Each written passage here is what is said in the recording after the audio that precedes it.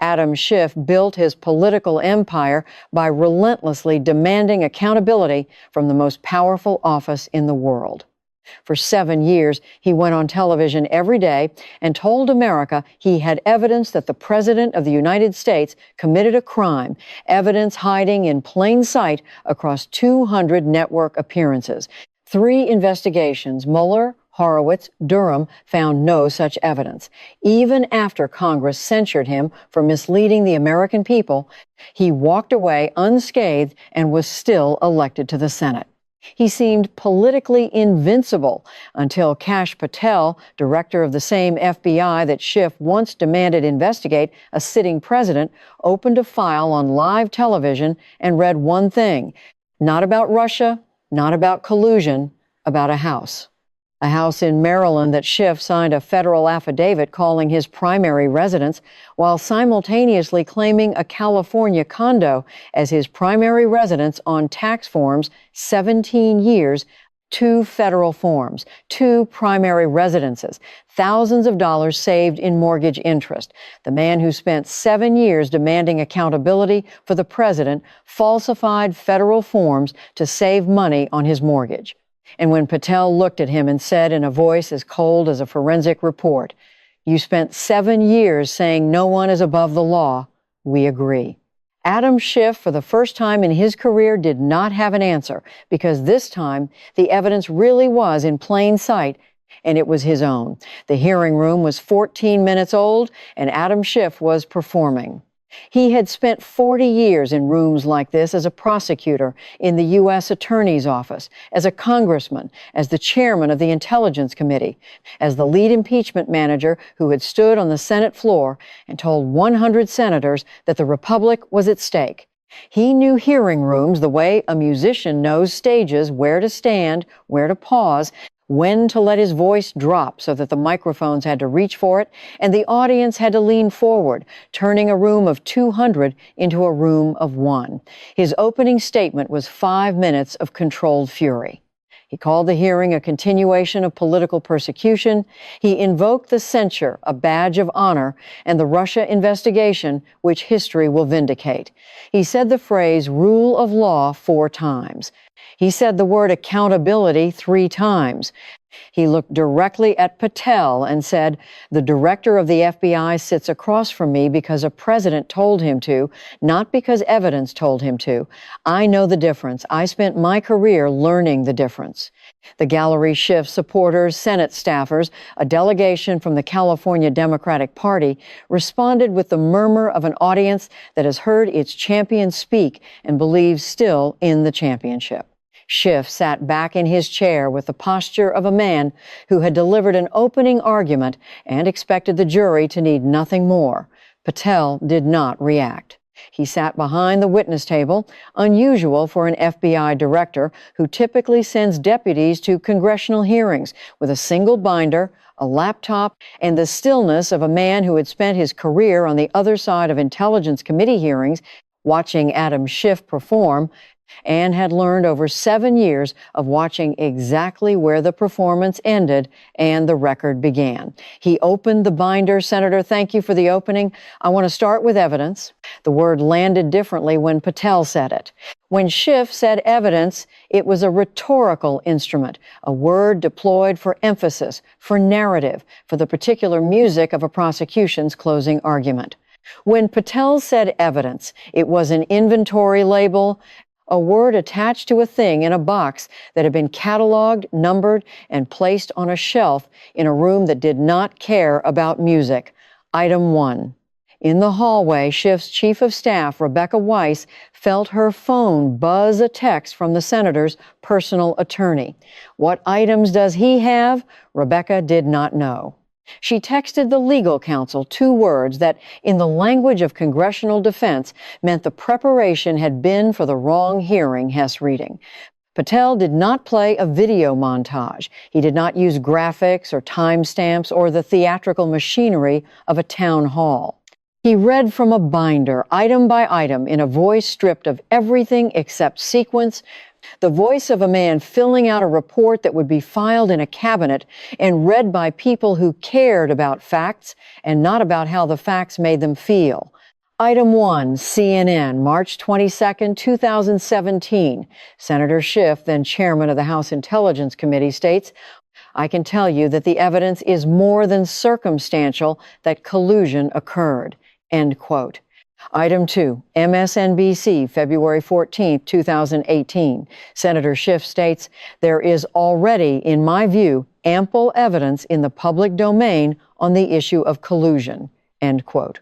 Item 3, ABC News, April 7, 2019. Senator Schiff states, "The evidence of collusion is in plain sight." End quote. Item 4, Special Counsel Robert Mueller's report, filed April 18, 2019, finding the investigation did not establish that members of the Trump campaign conspired or coordinated with the Russian government in its election interference activities. Item 5, Inspector General Michael Horowitz's report, filed December 9, 2019, finding the FBI's Crossfire Hurricane investigation contained at least 17 significant errors or omissions in FISA applications. Item 6, Special Counsel John Durham's report, filed May 15, 2023, finding the FBI failed to uphold their mission of strict fidelity to the law, and the investigation was opened on raw, unanalyzed, and uncorroborated intelligence. 6 items, 3 quotes, 3 reports. The quote said evidence existed, the report said it did not. The distance between the quotes and the reports was the distance between what a chairman of the Intelligence Committee told the American public and what 3 independent investigations found when they looked. Patel closed the binder's first section, opened the second. Senator Schiff had access to classified intelligence that was not available to the American public. He held a position of extreme trust. He read intelligence briefings that told him what the evidence actually showed, and he went on television 212 documented instances across 14 networks over 37 months and told the American public that evidence of collusion was in plain sight. 3 investigations found it was not. The question is not whether the senator was wrong. People are wrong. The question is whether the senator knew he was wrong because he was reading the classified intelligence that said he was wrong and went on television anyway. Schiff leaned into his microphone. The prosecutor's instinct: cross-examine, reframe, take control of the narrative. Director Patel, are you here today as the FBI director or as a former Devin Nunes staffer with a personal grudge? Because the American people deserve to know which hat you're wearing. Patel did not look up from the binder. I am here as the director of the Federal Bureau of Investigation, reading from a federal file, Item 7. The cross-examination died in the space between the question and the answer. Schiff had tried to move the hearing from evidence to motive, the lawyer's oldest trick, the one that says, ignore what he's showing you and look at why he's showing it. Patel refused the move by refusing to acknowledge it existed. Item 7 followed Item 6 the way Tuesday follows Monday, without argument, without justification, without caring whether anyone in the room preferred a different day. Patel shifted sections, the binder's third tab. The voice did not change, same cadence, same flatness, same forensic monotone. But the content shifted from television appearances to mortgage documents, and the shift carried the weight of a blade changing direction. Item 7, Purchase Agreement, 2003. Senator Schiff and his wife purchased a property in Potomac, Maryland for $870,000. Fannie Mae-backed mortgage, $610,000 at 5.625%, structured as a 30-year primary residence loan. The application includes a signed certification that the property will serve as their primary and principal residence for at least 12 consecutive months. Item 8, Homeowners Property Tax Exemption, Los Angeles County, California, filed the same year. Senator Schiff claims homeowners exemption on a condominium in Burbank, California. The exemption requires certification that the Burbank property is his primary residence, The exemption provides approximately $7,000 in annual property tax reduction. Patel paused. The pause was not theatrical, it was clerical, the pause of a man turning a page. Item 7 certifies Maryland as the senator's primary residence. Item 8 certifies California as the senator's primary residence. Both forms are federal or state documents signed under penalty. Both were in effect simultaneously. A person can have one primary residence. The senator certified two. I want to tell you about a man named Frank Medina. Frank is a veteran. He served 2 tours in Iraq with the 1st Marine Division.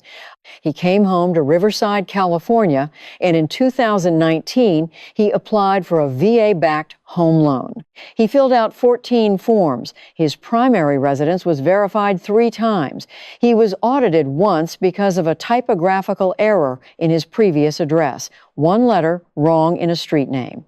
The audit delayed his closing by 45 days. He nearly lost the house. Frank filled out his forms correctly. 1 typo nearly cost him his home. Senator Schiff certified 2 different primary residences on federal forms for 17 years. He saved thousands of dollars in favorable mortgage rates. He was not audited. He was elected to the Senate. The gallery did not move. The arithmetic was doing the work. The simple, brutal arithmetic of a veteran who nearly lost his house over a typo and a senator who kept 2 houses by signing 2 forms. Patel did not editorialize the contrast. The contrast editorialized itself. Patel read the refinancing history, each one a separate item, each one a separate affidavit. Item 9, refinancing application, 2009, Maryland property, signed affidavit, primary residence.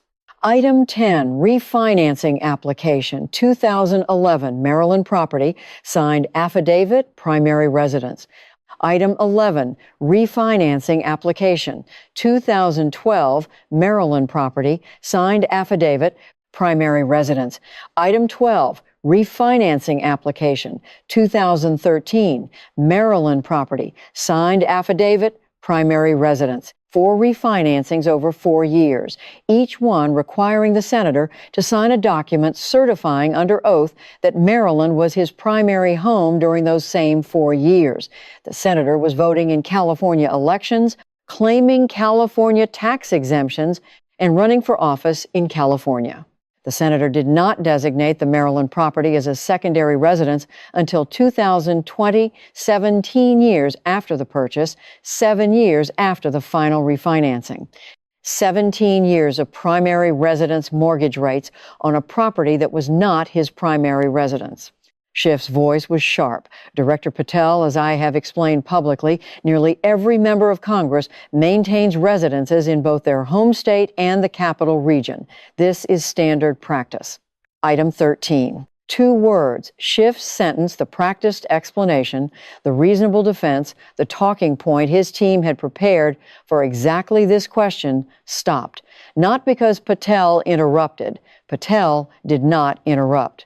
He simply spoke the next item number at the exact volume, in the exact cadence, at the exact moment that made Schiff's explanation sound like a parenthetical in someone else's document. Item 13, statement by spokesperson for then Representative Schiff to CNN, 2023, during his Senate campaign, quote, Adam's primary residence is Burbank, California, and will remain so when he wins the Senate seat, end quote. Item 14, same spokesperson, same year, to a separate outlet. Quote, Adams, California, and Maryland, addresses have been listed as primary residences for loan purposes because they are both occupied throughout the year and to distinguish them from a vacation property. End quote. The senator's own spokesperson confirmed both properties were listed as primary residences. The spokesperson described this as intentional. That is not an error, that is a disclosure. Patel closed the binder, placed both hands flat on the table. For the first time in the hearing, he looked at Schiff, not at the binder, not at the camera, at the man sitting 6 feet away who had spent 7 years investigating presidents and was now sitting on the other side of an investigation and discovering that the other side has a different temperature. Senator, you spent 7 years telling the American public that you had evidence of collusion. 3 investigations said you did not. You held the highest intelligence clearance available to a member of Congress. You read the briefings, you knew what they said, and you went on television and said something different. You spent 7 years demanding accountability from the president. You demanded transparency. You demanded that no one is above the law. You were censured by the House of Representatives for misleading the American people. And during the years, you were demanding accountability. During the years, you were telling America that evidence was in plain sight. You were signing federal affidavits certifying a Maryland property as your primary residence, while simultaneously claiming a California tax exemption that required you to certify California as your primary residence. You demanded the FBI investigate a president. The FBI is now reviewing your mortgage documents. You said no one is above the law. We agree. Schiff responded. He responded because Adam Schiff is a former federal prosecutor, and former prosecutors do not sit in silence. They cross-examine, they redirect, they control the room, or they die trying. His voice was controlled, precise, lawyerly, the voice of a man selecting each word the way a surgeon selects instruments, not for comfort, but for function. The director is conflating 2 entirely separate matters to construct a political narrative. The Russia investigation and my mortgage are unrelated. This hearing is theater, and the director is performing. Patel's response was 4 words. The affidavits are signed. 4 words. No rebuttal, no counter-argument, no engagement with the frame Schiff was trying to build. Just a statement of physical fact. Documents exist, signatures are on them, the signatures are his. The 4 words sat in the hearing room the way a rock sits in a river. The water can go around it, over it, under it, but it cannot move it, and eventually the river gets tired and the rock is still there. Schiff opened his mouth, closed it. Not the dramatic silence of an AOC or the frozen stillness of a Pelosi, the particular silence of a lawyer who has just heard the opposing counsel rest and realize that the case being made is not an argument that can be counter-argued, but a document that can only be countersigned or conceded.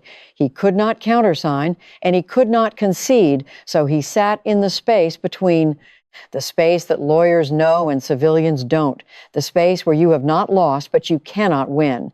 And the only strategy left is to wait for the hearing to end and hope the cameras find someone else to watch. The cameras did not find someone else. The chairman asked if the senator wished to make a closing statement. Schiff made one. It was 3 minutes long. He spoke about the rule of law. He spoke about political persecution. He spoke about the weaponization of the Justice Department.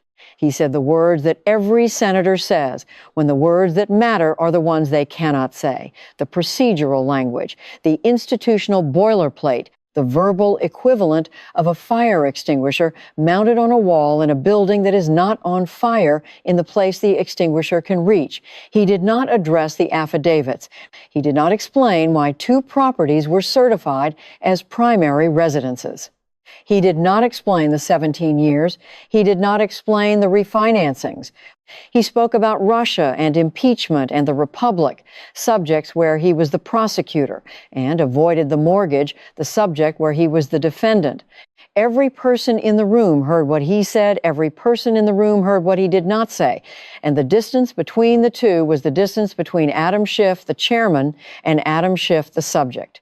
The distance between the man who had once held the evidence file and the man whose name was now written on the tab. Patel said nothing more. He closed the binder, aligned it with the edge of the table, placed his pen beside it, parallel, the way evidence is placed beside evidence in a storage room, orderly, labeled, waiting for the next person who needs to read it. In the hallway, Rebecca Weiss looked at her phone, won 4 missed calls. She did not return them. She already knew what they were about because she had been in the room when item 7 became item 8, became item 13, became item 14, and she had watched the senator try to cross-examine a binder and lose not to a man, but to a sequence of items that did not care about cross-examination because items are not witnesses and cannot be discredited, only read. 2 clips, 2 hits, 29 million views in 72 hours. The first was the irony clip, Patel's closing sequence. You demanded the FBI investigate a president. The FBI is now reviewing your mortgage documents. You said no one is above the law. We agree. 22 million views.